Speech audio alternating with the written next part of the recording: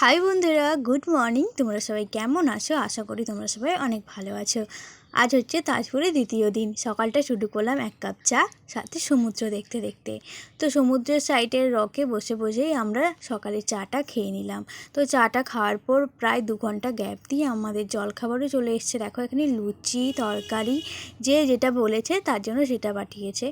তো এখানে ডিম সিদ্ধ ছিল, বাটার ব্রেড ছিল, তারপরে তোমার ম্যাগি ছিল, যে যেটা খেয়েছে। তো আমি স্পেশালি ব্রেড আর বাটারটা খেয়েছি।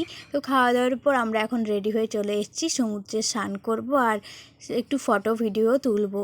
তো শর্ট ভিডিও আমি ছেড়েছি, যারা যারা এখনও দেখোনি প্লিজ গিয়ে দেখে নাও। তো আমাদের ওখান থেকে আস্তে আস্তে প্রায় 2:30টার মতো বেজে গেছিলো। তো তারপরে দেখো আমরা দুপুরে লাঞ্চ করতে বসে গেছি। তো চলো দেখাই তোমাদের লাঞ্চে কী কী ছিল।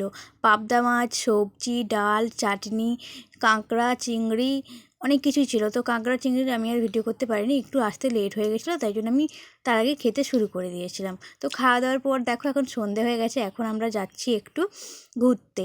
ওই দীঘার সাইডে একটু যাব আর একটু ঘুরে ঘুরে চলে আসবো। কারণ ওই টাইমটাই কী বলতো, সন্ধেবেলা টাইম কাটানোর মতো কিছু পাচ্ছিলাম না, তাই জন্য ভাবলাম একটু লং ড্রাইভও হবে আর একটু ঘোরাও হবে, তাই জন্য আমরা দীঘা সাইডে একটু ঘুরতে গেছিলাম।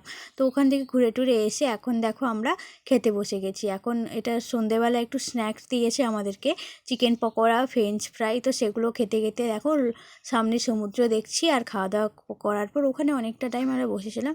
তো তারপর এখন বাজে প্রায় 10:30টার মতো। তো 10:30টার দিকে আমাদেরকে ডিনার দিয়ে দিয়েছিলো। তো খাওয়া দাওয়ার পর তারপর ঘুমিয়ে গেছিলাম। তো চলো দেখা হচ্ছে পরের ভিডিওতে।